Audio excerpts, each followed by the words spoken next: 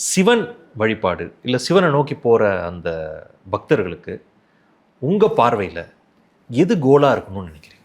ஒரு ஜீவன் போய் பரமாத்மா அடையறதுக்கு எவ்வளவு அழறதோ, எவ்வளவு ஏங்குதோ, அதை விட கோடி மடங்கு அந்த பரமாத்மா ஏங்கிறத சொல்லுவாங்க. ஒரு ராமகிருஷ்ண பரமஹம்சனுடைய வாழ்க்கையிலே அது நம்ம ஈஸியாக பார்க்கலாம். விவேகானந்தரை பார்க்காம அவர் ஒரு கட்டத்தில் இருக்க முடியல. இதுதான் உச்சபட்சமான ஒரு கருணை. இது உனக்காக எவ்வளவு அழறது. ஒரு இடத்துல சொல்கிறாரு, என்னுடைய நெஞ்சை துணி பிழியிற மாதிரி யாரோ பிழியிற மாதிரி இருக்குப்பா, வந்துரு அப்படிம்பார். இவர் ராத்திரியில் சில சமயம்லாம் போய் இறங்கிலாம் போய் பார்த்துருக்காரு. நாளைக்கு எப்படியாவது வந்துட சொல்லலாம் எழுதியிருக்காரு.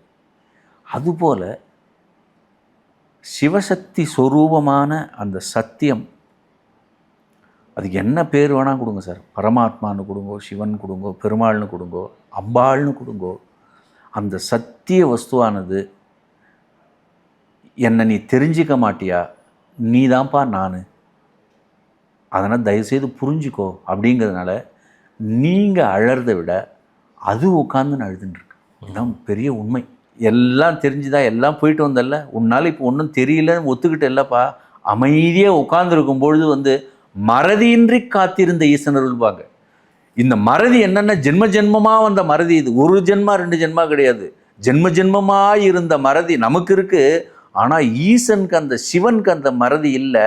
மறதியின்றி காத்திருந்த ஈசனருள், காத்துன்னு இருக்காது ஈசனருள் கைப்பிடிக்குள், டக்குன்னு வந்து உங்களை பிடிச்சி இனிமேல் நீ அங்கே போக முடியாது அப்படிங்கிற ஒரு உத்தரவாதத்தை கொடுக்குறாரு இந்த பாட்டு.